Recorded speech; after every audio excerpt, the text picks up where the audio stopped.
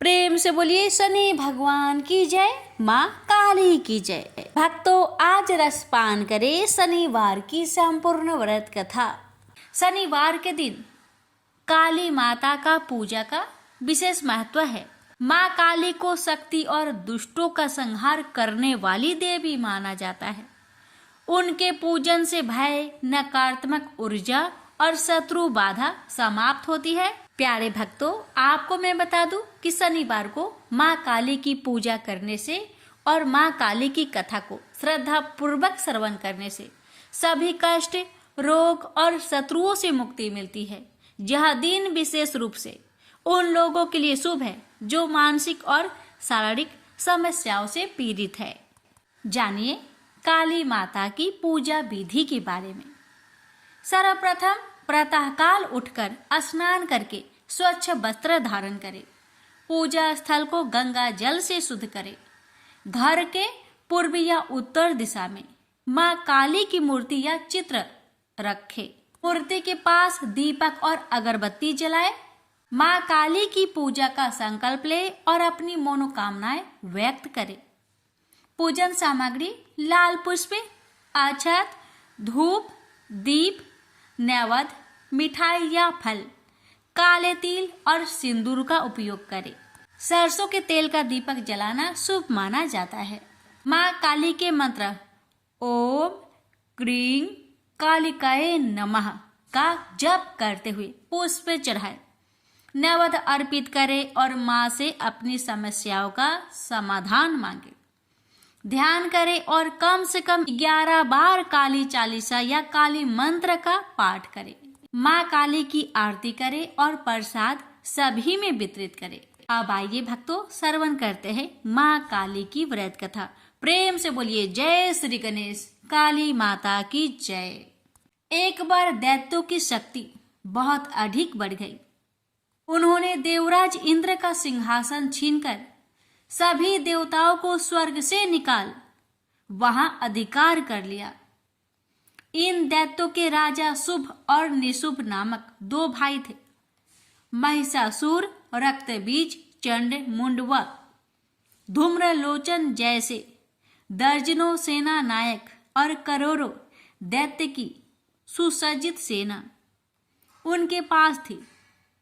पराजित देवताओं द्वारा प्रार्थना किए जाने पर आदिशक्ति भगवती भवानी ने दुर्गा के रूप में अवतरित होकर उन दैत्यों का संहार किया था। इस युद्ध के मध्य ही देवी दुर्गा ने अपनी सहायता के लिए अपने ललाट से एक अत्यंत शक्तिशाली और विकराल देवी को प्रकट किया। काली, कलिका, चामुंडा, महाकाली आदि इसी देवी के अनंत नामों में से कुछ नाम हैं। मातेश्वरी दुर्गा के अवतार धारण और उनके द्वारा शुभ निशुभ की संपूर्ण सेना के विनाश की कथा काफी लंबी है। जब भगवती भवानी दुर्गा ने शुभ निशुंभ के सेनापति धूम्रलोचन को सेना सहित यमपुरी पहुंचा दिया तो दैत्यराज शुभ ने चंड मुंड को आदेश दिया कि वो देवी को पकड़कर उसके पास लाए। आज्ञा पाते ही दैत्यों ने जगदम्बा दुर्गा को चारों ओर से घेर लिया और उन्हें पकड़ने मारने की चेष्टा करने लगे। यह देख देवी को बहुत क्रोध आया। क्रोध के कारण उनका मुखमंडल काला पड़ गया, भवें वक्र हो उठी। उसी समय उनकी भौवें के मध्यवर्ती भाग और ललाट से विकराल मुख वाली काली नामक देवी प्रकट हुई। अत्यंत भयंकर और शक्तिशाली होने के बावजूद काली मां का शरीर अत्यंत कृशकाय था। उनके शरीर में नाम मात्र का मांस था, केवल अस्थि पंजर नजर आता था जिससे वे अत्यंत भयावह दिखाई पड़ रही थी। काली, कालिका, महाकाली, चामुंडा और चामुंडा आदि नामों से विख्यात 4 भुजा वाली यह देवी अपने हाथों में तलवार, पास और विचित्र खड्ग धारण किए हुए थी। वह चीते की चमड़े की साड़ी पहने नर मुंडों की माला से अलंकृत थी। भवानी दुर्गा के मस्तक से प्रकट होने के बावजूद काली माँ का स्वरूप अत्यंत विकराल था। वे काफी लंबी पतली थी और किसी भी वाहन पर सवार नहीं थी। उनका मुखमंडल बहुत अधिक बड़ा था। उनकी लंबी जीभ काफी बाहर तक निकली हुई थी। उनकी आंखें अंगारों की तरह दहक रही थी और अपनी भीषण गर्जना से पृथ्वी आकाश को कपा रही थी।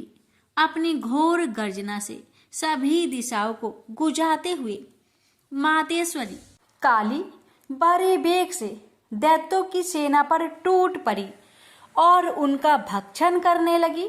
वे पार्श रक्षकों, अंकुशधारी, महावतों, योद्धाओं तथा अनेक हाथियों को एक ही हाथ में पकड़कर अपने मुख का ग्रास बना रही थी। किसी को बालों से पकड़ लेती, किसी का गला दबोच लेती, किसी को पैरों से कुचल डालती और किसी को छाती के धक्के से गिराकर मार देती। वे असुरों के फेंके हुए बड़े बड़े अस्त्र शस्त्र मुंह से पकड़ लेती और रोष में भरकर उनको दांतों से चकनाचूर कर डालती। काली द्वारा अनेक दैत्य तलवार के घाट उतर गए, अनेक खटवांग से पीटे गए और कितने ही असुर दांतों के अग्रभाग से कुचले जाकर मृत्यु को प्राप्त हुए। इस प्रकार देवी ने असुरों की उस समस्त सेना को क्षण भर में ही धराशायी कर दिया।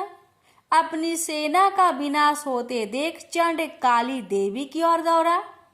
महादैत्य मुंड ने भी अत्यंत भयंकर बाणों की बौछार तथा हजारों चक्र एवं अन्य शस्त्रों से भयानक नेत्रों वाली देवी को आवृत कर दिया। वे चक्र देवी के मुख में समाते हुए ऐसे जान पड़ रहे थे मानो सूर्य के बहुतेरे मंडल बादलों के उदर में प्रवेश कर रहे हो। मातेश्वरी काली दैत्य सेनापति मुंड द्वारा चलाए गए अस्त्र शस्त्रों का भक्षण करते और अनेक राक्षसों को अपने शस्त्रों में समाप्त करते हुए विकट अट्टहास करती जा रही थी। इसी समय भगवती काली ने दूसरे दैत्य सेनापति चंड को अपनी ओर आते देखा। क्रोध में भरकर काली माई ने चंड पर आक्रमण कर दिया। एक हाथ से उसके केस पकड़कर दूसरे हाथ से उसकी गर्दन काट उसे यमलोक पहुंचा दिया। अपने भाई चंड को देवी के हाथों मरता देख मुंड अनेक भयावह दैत्यों के साथ मातेश्वरी काली की ओर दौड़ पड़ा। तब देवी ने रोष में उसे तलवार से मारकर धरती पर सुला दिया। महापराक्रमी चंड और मुंड के मरते ही शेष सेना आतंकित होकर भाग गई।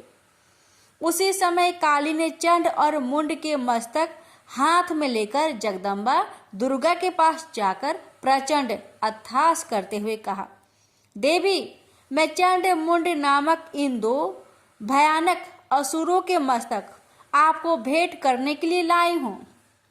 इस पर कल्याणमयी दुर्गा ने काली से मधुर वाणी में कहा, देवी, तुम चंड और मुंड को मारकर मेरे पास आई हो, इसलिए संसार में तुम्हारा एक नाम चामुंडा भी होगा।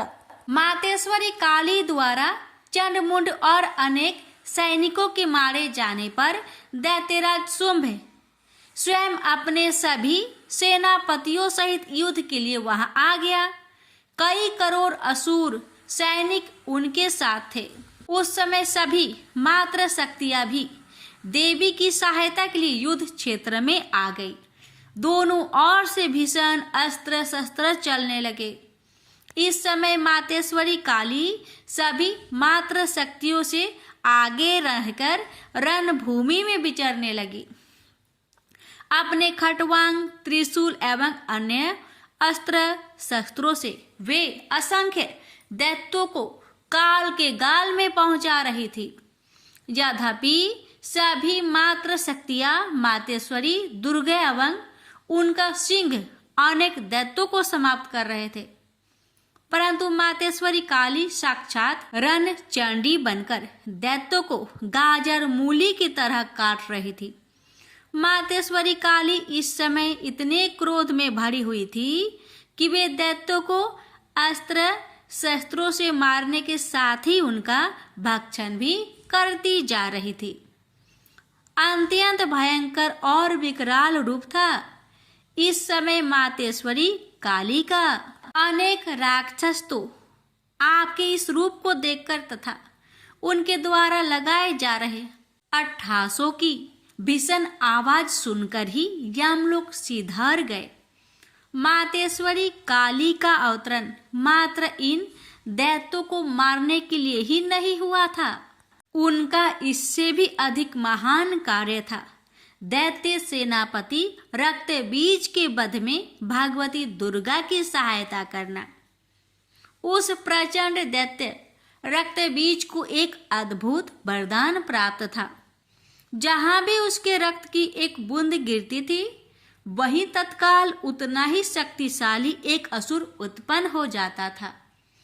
मातेश्वरी काली, भगवती दुर्गा और अन्य मात्र शक्तियों के हाथों दैत्यों को मरते एवं घायल होते देख महादैत्य रक्तबीज ने मातेश्वरी पर हमला कर दिया। वह अपनी गदा से सभी मात्र शक्तियों पर एक साथ प्रहार करने लगा। जब मात्र शक्तियों ने उस पर प्रहार किए तो उसके शरीर का रक्त जहां जहां गिरता वहां वहां उसके समान ही एक अन्य बलशाली दैत्य पैदा हो जाता। इस प्रकार वहां असंख्य दैत्य उत्पन्न हो गए जो रक्त बीज के समान ही बलशाली, भीषण और युद्ध कला में निपुण थे। इस समस्या का एकमात्र समाधान यही था कि रक्त बीज के अंग प्रत्यंग तो काटे जाए परंतु उसके शरीर से निकलने वाले रक्त की एक बूंद भी भूमि पर न गिरने दी जाए। इस प्रयोजन की पूर्ति के लिए भगवती भवानी दुर्गा ने काली को चामुंडा नाम से संबोधित करते हुए कहा, चामुंडे, तुम अपने मुख को अधिक विस्तृत करो तथा मेरे शस्त्रपात से गिरने वाले रक्त बिंदु एवं उनसे उत्पन्न होने वाले महादैत्यों को अपने इस भयानक मुख से खा जाओ।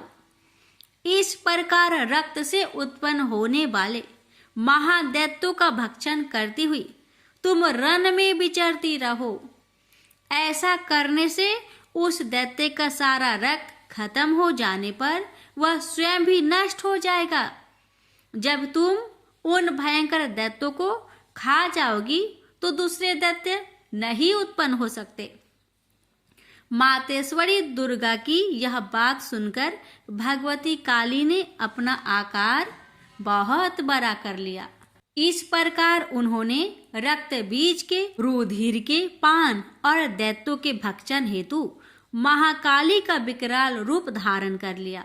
भगवती दुर्गा जो इस समय क्रोध के आवेग में रणचंडी अर्थात देवी चंडिका बनी हुई थी, अपने भीषण शूल से उस महादैत्य रक्त बीज पर प्रहार किया। फलस्वरूप उसके शरीर से रक्त की धार बहने लगी, जिसे तत्काल ही मातेश्वरी काली ने अपनी लपलपाती जुआ द्वारा उदर स्वस्थ कर लिया।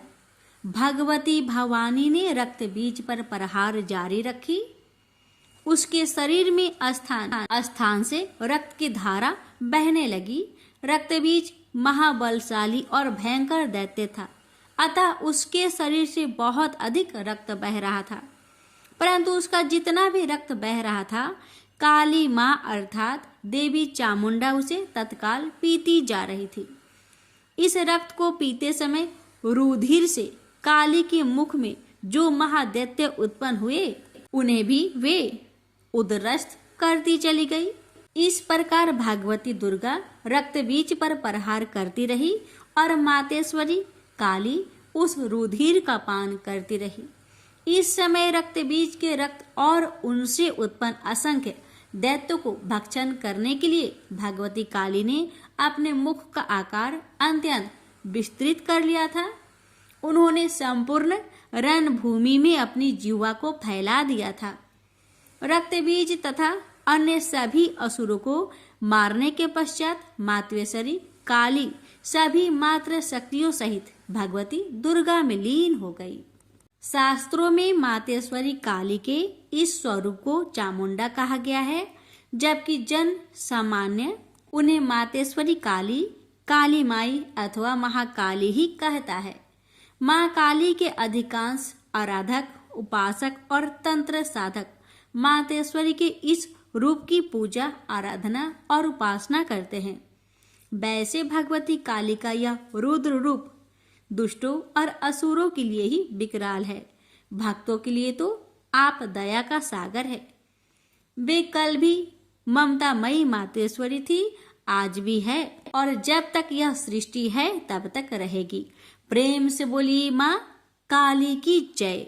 हे माँ, आपकी कथा कहने वाले, सुनने वाले, हुक्कार भरने वाले सभी भक्तों पर अपनी कृपा सदा सर्वदा बनाए रखना। प्रेम से बोलिए काली मैया की जय। अब सुनिए काली मैया की आरती।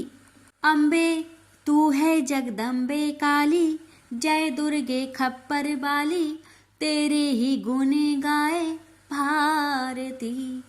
ओ मैया हम सब उतारे तेरी आरती, तेरे भक्त जनों पर भीड़ पड़ी है भारी माँ, दानव दल पर टूट परो माँ करके सिंह सवारी।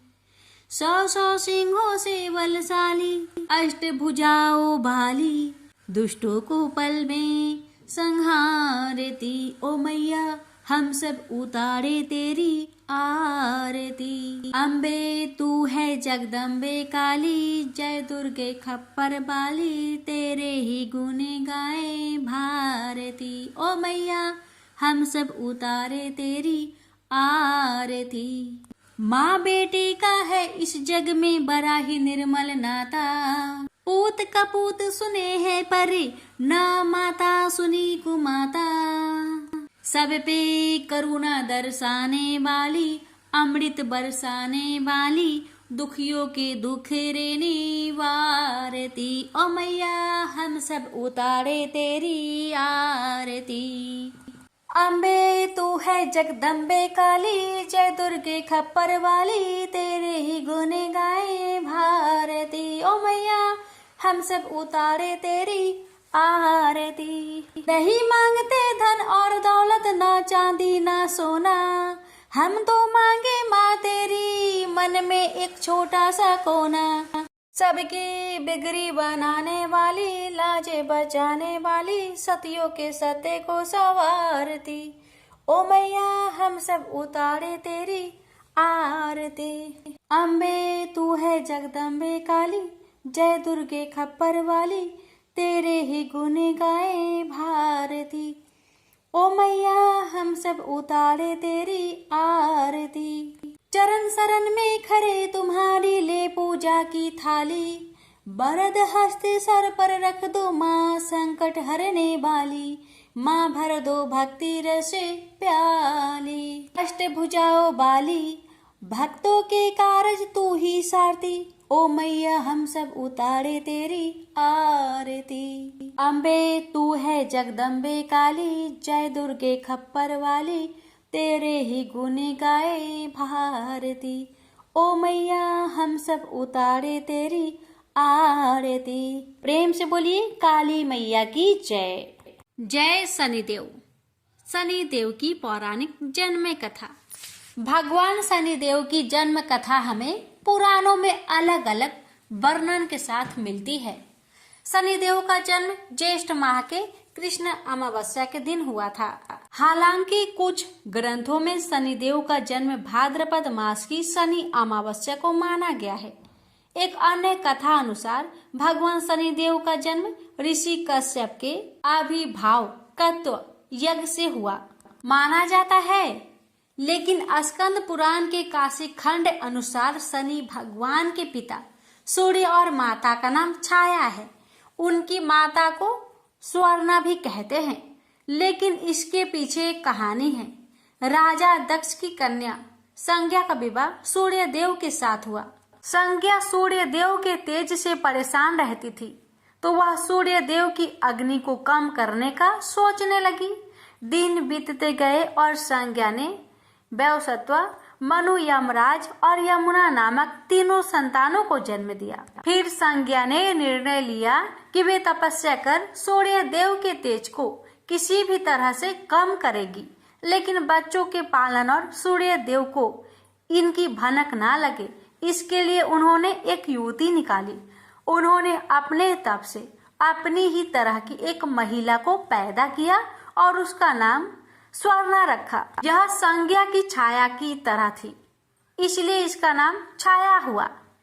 संज्ञा ने छाया से कहा कि अब से मेरे बच्चों को सूर्य देव की जिम्मेदारी तुम्हारी रहेगी, लेकिन यह राज सिर्फ मेरे और तुम्हारे बीच ही बना रहना चाहिए।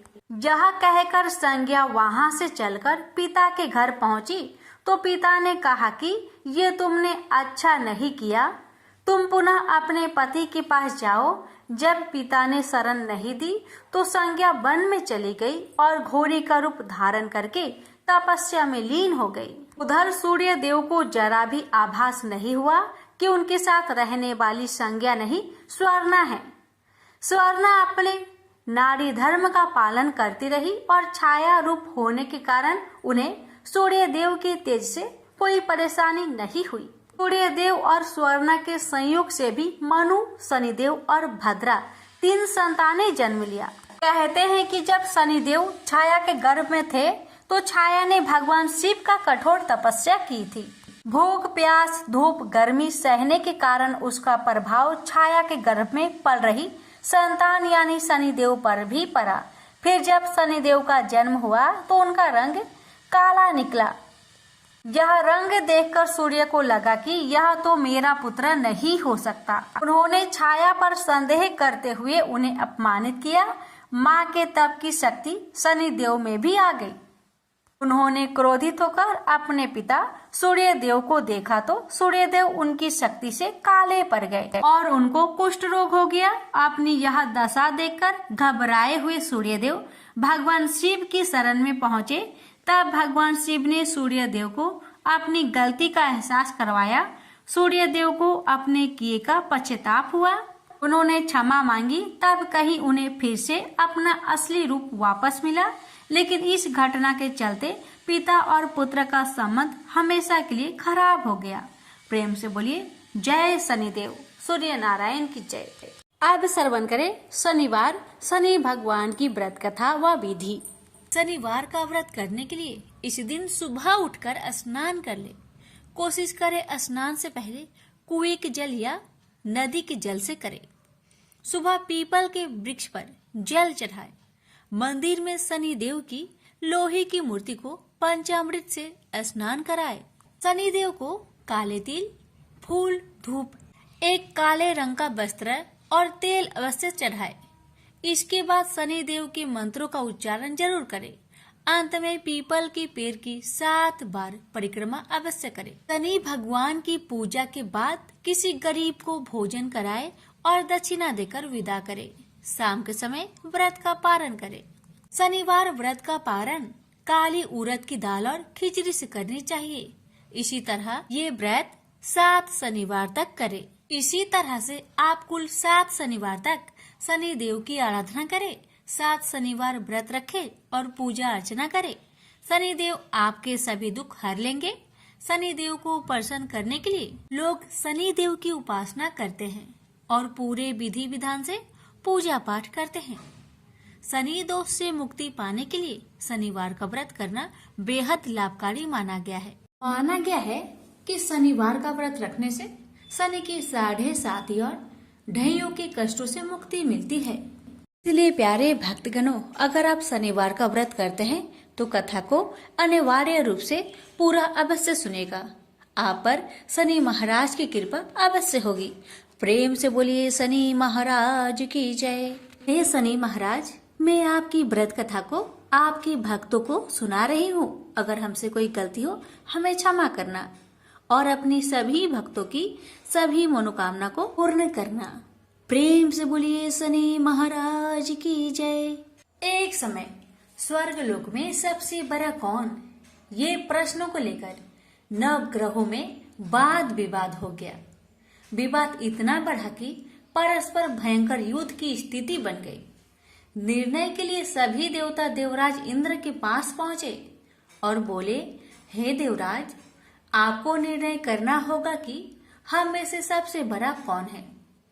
देवताओं का प्रश्न सुनकर देवराज इंद्र उलझन में पड़ गए। इंद्र बोले, मैं इस प्रश्न का उत्तर देने में असमर्थ हूँ। हम सभी पृथ्वी लोक में उज्जैनी नगरी में राजा विक्रमादित्य के पास चलते हैं। देवराज इंद्र सहित सभी ग्रह यानी कि सभी देवता उज्जैनी नगरी पहुंचे। महल में पहुंचकर जब देवताओं ने उनसे अपना प्रश्न पूछा तो राजा विक्रमादित्य भी कुछ देर के लिए परेशान हो उठे, क्योंकि सभी देवता अपनी अपनी शक्तियों के कारण महान थे। किसी को भी छोटा बताना या बड़ा कह देना उनके क्रोध के प्रकोप से भयंकर हानि पहुंच सकती थी। अचानक राजा विक्रमादित्य को एक उपाय सूझा और उन्होंने विभिन्न धातुओं जैसे स्वर्ण, रजत, कांसा, ताम्र, शीशा, रांगा, जस्ता, अब्रक व लोहे के 9 आसन बनवाए। धातुओं के गुण के अनुसार सभी आसनों को एक दूसरे के पीछे रखकर उन्होंने देवताओं को अपने अपने सिंहासन पर बैठने को कहा। देवताओं के बैठने के बाद राजा विक्रमादित्य ने कहा, आपका निर्णय तो स्वयं हो गया। जो सबसे पहले सिंहासन पर विराजमान है वही सबसे बड़ा है।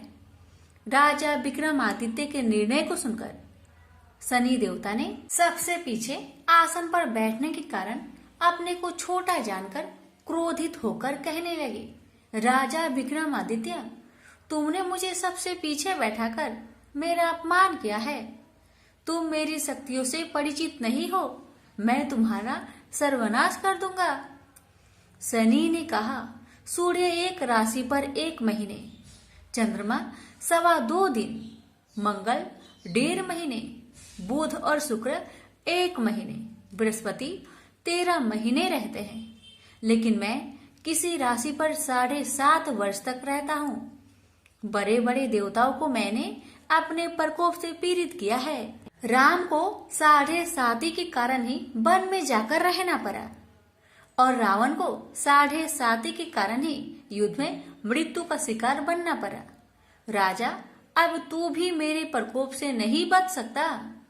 इसके बाद अन्य ग्रहों के देवता तो प्रसन्नता के साथ चले गए, परंतु शनि भगवान बड़े क्रोध के साथ वहां से विदा हुए। राजा विक्रमादित्य पहले की तरह ही न्याय करते रहे। उनके राज्य में सभी स्त्री पुरुष बहुत आनंद से जीवन यापन कर रहे थे। कुछ दिन ऐसे ही बीत गए। उधर शनि देवता अपने अपमान को भूल नहीं पाए थे। विक्रमादित्य से बदला लेने के लिए एक दिन शनि भगवान ने घोड़े के व्यापारी का रूप धारण किया और बहुत से घोड़ों के साथ उज्जैनी नगरी पहुंचे। राजा विक्रमादित्य ने राज्य में किसी घोड़े के व्यापारी की आने का समाचार सुना तो अपने अश्वपाल को कुछ घोड़े खरीदने के लिए भेजा। घोड़े बहुत कीमती थे। अश्वपाल ने जब वापस लौटकर इस संबंध में बताया तो राजा विक्रमादित्य ने स्वयं आकर एक सुंदर व शक्तिशाली घोड़े को पसंद किया। घोड़े की चाल देखने के लिए राजा उस घोड़े पर सवार हुए तो वह घोड़ा बिजली की गति से दौड़ पड़ा। तेजी से दौड़ता घोड़ा राजा को दूर एक जंगल में ले गया और फिर राजा को वहां गिराकर जंगल में कहीं गायब हो गया। राजा अपने नगर को लौटने के लिए जंगल में भटकने लगा, लेकिन उन्हें लौटने का कोई रास्ता नहीं मिला। राजा को भूख प्यास लगाई। बहुत घूमने पर उसे एक चरवाहा मिला। राजा ने उससे पानी मांगा। पानी पीकर राजा ने उस चरवाहे को अपनी अंगूठी दे दी। फिर उससे रास्ता पूछकर वह जंगल से निकलकर पास के नगर में पहुंचा। राजा ने एक सेठ की दुकान पर बैठकर कुछ देर आराम किया। उस सेठ ने राजा से बातचीत की तो राजा ने उसे बताया कि मैं उज्जैनी नगरी से आया हूँ। राजा के कुछ देर दुकान पर बैठने से सेठ जी की बहुत बिक्री हुई। सेठ ने राजा को बहुत भाग्यवान समझा और खुश होकर उसे अपने घर भोजन के लिए ले गया। सेठ के घर में सोने का एक हार खूंटी पर लटका हुआ था। राजा को उस कमरे में छोड़कर सेठ कुछ देर के लिए बाहर गया। तभी एक आश्चर्यजनक घटना घटी। राजा को देखते ही देखते सोने के उस हार को खूंटी ने निगल गई।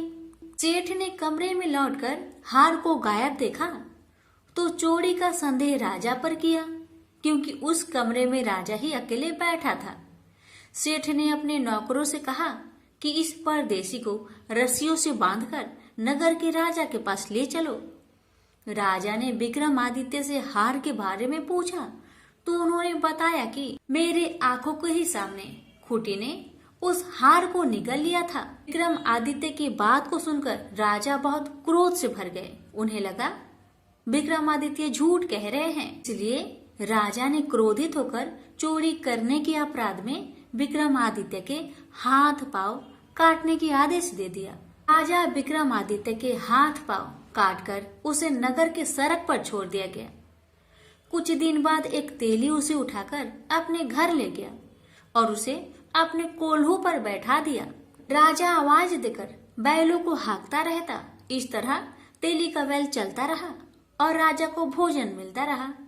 शनि देव के प्रकोप के साधे साथी पूरी होने पर वर्षा ऋतु प्रारंभ हुई। राजा विक्रमादित्य एक रात मेघ मल्हार गा रहे थे कि तभी नगर के राजा की लड़की राजकुमारी मोहिनी रथ पर सवार उस तेली के घर के पास से गुजर रही थी।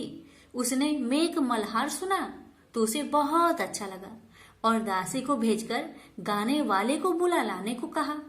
दासी ने लौटकर राजकुमारी को अपंग राजा के बारे में सब कुछ बता दिया। राजकुमारी उसके मेघ मल्हार से बहुत मोहित हुई थी, अतः उसने सब कुछ जानकर भी अपंग राजा से विवाह करने का निश्चय कर लिया। राजकुमारी ने अपने माता पिता से जब यह बात कही तो वे हैरान रह गए। रानी ने मोहिनी को समझाया, बेटी तेरे भाग्य में तो किसी राजा की रानी होना लिखा है, फिर तू उस अपंग से विवाह करके अपने पांव पर कुल्हाड़ी क्यों मार रही हो। राजकुमारी ने अपनी जिद्दी नहीं छोड़ी। अपनी जिद्दी पूरी करने के लिए उसने भोजन करना तक छोड़ दिया और प्राण त्याग देने का निश्चय कर लिया। आखिर राजा रानी को विवश होकर अपंग विक्रमादित्य से राजकुमारी का विवाह करना पड़ा। विवाह के बाद राजा विक्रमादित्य और राजकुमारी तेली के घर रहने लगे। उसी रात सपने में शनि भगवान ने राजा से कहा, राजा तुमने मेरा प्रकोप देख लिया, मैंने तुम्हें अपने अपमान का दंड दिया है। राजा ने शनि भगवान से हाथ जोड़कर क्षमा प्रार्थना की कि हे भगवान, आपने जितना दुख मुझे दिया अन्य किसी को ना देना। शनि भगवान ने कुछ सोचकर कहा, राजा मैं तुम्हारी प्रार्थना स्वीकार करता हूँ। जो कोई स्त्री पुरुष मेरा पूजा करेगा, शनिवार को व्रत करके मेरी व्रत कथा सुनेगा, उस पर मेरी अनुकंपा सदा बनी रहेगी। प्रातःकाल राजा विक्रमादित्य की नींद खुली तो उसने अपने हाथ पांव देखकर राजा को बहुत खुशी हुई। उसने मन ही मन शनि भगवान को प्रणाम किया। राजकुमारी भी राजा के हाथ पांव सही सलामत देखकर आश्चर्य में डूब गई। तब राजा विक्रमादित्य ने अपना परिचय देते हुए शनि भगवान की प्रकोप की सारी कहानी सुनाई। सेठ को जब इस बात का पता चला तो दौड़ता हुआ तेली के घर पहुंचा और राजा के चरणों में गिरकर क्षमा मांगने लगा। राजा ने उसे क्षमा कर दिया, क्योंकि यह सब तो शनि भगवान के प्रकोप से हुआ था। सेठ राजा को अपने घर ले गया और उसे भोजन कराया। भोजन करते समय वहां एक अनोखी घटना घटी। सबके देखते देखते उस खूंटी ने हार को उगल दिया। सेठ जी ने अपनी बेटी का विवाह भी राजा के साथ कर दिया और बहुत से स्वर्ण आभूषण धन आदि देकर राजा को विदा किया। राजा विक्रमादित्य राजकुमारी मोहिनी और सेठ के साथ उज्जैनी पहुंचे तो नगर वासियों ने हर्ष से उनका स्वागत किया। अगले दिन राजा विक्रमादित्य ने पूरे राज्य में घोषणा कराई कि शनिदेव सब देवों से सर्वश्रेष्ठ हैं। प्रत्येक स्त्री पुरुष शनिवार का उनको व्रत करे और व्रत कथा अवश्य सुने। राजा विक्रमादित्य की घोषणा से शनिदेव बहुत प्रसन्न हुए। शनिवार का व्रत करने और व्रत कथा सुनने के कारण सभी लोगों की मनोकामनाएं शनिदेव की अनुकंपा से पूरी होने लगी। सभी लोग आनंद पूर्वक रहने लगे। प्रेम से बोली शनि महाराज की जय। हे शनि महाराज, आपकी कथा कहने वाले, सुनने वाले, हुक्कार भरने वाले सभी भक्तों की सभी मनोकामना को पूर्ण करना, सभी की कष्टों को दूर करना। प्रेम से बोलिए शनि महाराज की जय। आप श्रवण करें शनि महाराज और ब्राह्मण की कथा। बहुत समय पहले की बात है। एक ब्राह्मण और ब्राह्मणी एक गांव में रहा करते थे। ब्राह्मण हर रात अपने सपने में नीली घोड़ी पर नीले कपड़े पहने एक आदमी को देखता था और वह आदमी कहता था, हे ब्राह्मण देवता, मैं तेरे लगूंगा। ब्राह्मण घबराकर उठ जाता और अगले दिन यही सपना उसे फिर आता। यह सपना उसे रोज आने लगा। ब्राह्मण बहुत परेशान हो गया और चिंता के मारे दुबला होने लगा, सूखने लगा। तो एक दिन उसकी पत्नी ने उससे कारण पूछा, हे ब्राह्मण देवता, आपको मैं इतनी अच्छी अच्छी भोजन पकाकर देती हूँ, फिर भी क्या कारण है कि आप दुबले होते जा रहे हैं? ब्राह्मण ने अपनी सपने की सारी बात पत्नी को बताया।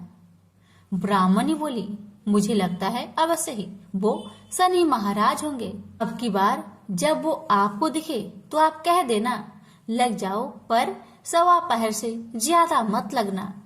उस दिन फिर सपना आने पर ब्राह्मण ने कहा, लग जाओ, पर कितने समय के लिए लगोगे? शनि जी बोले, 7.5 वर्ष का लगूंगा। ब्राह्मण ने कहा, क्षमा करे शनि भगवान, इतना भारी तो मुझसे झेला नहीं जाएगा। तब शनि भगवान बोले, तो 5 वर्ष का लग जाता हूँ। ब्राह्मण ने मना किया तो शनि जी कहने लगे, 1.25 पहर का तो लगूंगा ही, इतना तो कोढ़ी कलंकी भिखारी के भी लग जाता हूँ। तब ब्राह्मण ने कहा, ठीक है।